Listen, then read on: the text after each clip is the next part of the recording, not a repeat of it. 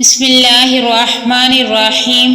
السلام علیکم ورحمۃ اللہ وبرکاتہ۔ حضرت عبداللہ بن عمر بن عاص رضی اللہ تعالیٰ عنہ سے روایت ہے کہ نبی صلی اللہ علیہ وآلہ وسلم نے فرمایا، تمہاری اس وقت کیا حالت ہوگی جب تم نکمے لوگوں میں باقی رہ جاؤ گے، ان کے وعدے اور ان کی امانتیں خراب ہو جائیں گی اور وہ اختلاف کا شکار ہو جائیں گے، وہ اس طرح ہو جائیں گے۔ آپ صلی اللہ علیہ وآلہ وسلم نے اپنے ایک ہاتھ کی انگلیاں دوسرے ہاتھ کی انگلیوں میں ڈالیں۔ انہوں نے عرض کیا، آپ مجھے کس چیز کا حکم فرماتے ہیں؟ آپ صلی اللہ علیہ وآلہ وسلم نے فرمایا، تم جس چیز کو جانتے ہو اسے لازم پکڑو اور جسے نہیں جانتے اسے چھوڑ دو، اور تم اپنا خیال رکھو اور عام لوگوں کے عمل کو چھوڑ دو۔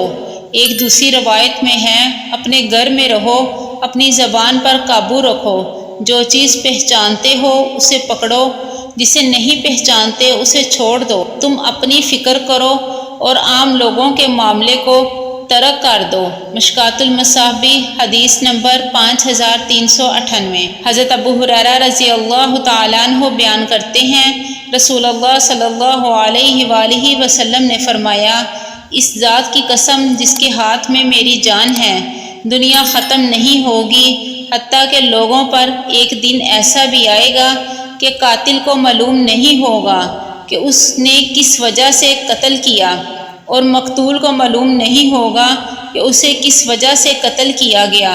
عرض کیا گیا، یہ کس وجہ سے ہوگا؟ فرمایا، فتنے کی وجہ سے۔ قاتل اور مقتول دونوں جہنمی ہیں۔ مشکوٰۃ المصابیح حدیث نمبر 5390۔